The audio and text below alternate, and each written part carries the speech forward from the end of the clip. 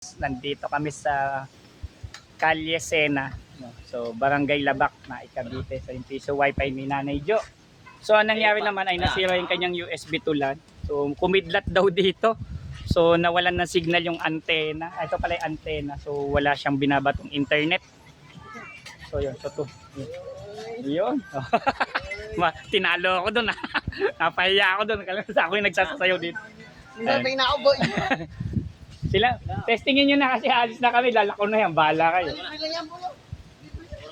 Kahit 5 piso man lang, mahulugan kayo.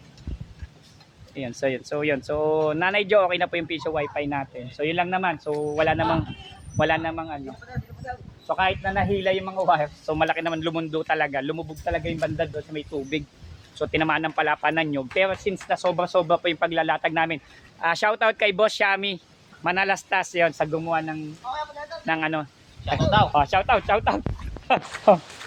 Shoutout sa nanay ko, taga San Juan. Mahusay.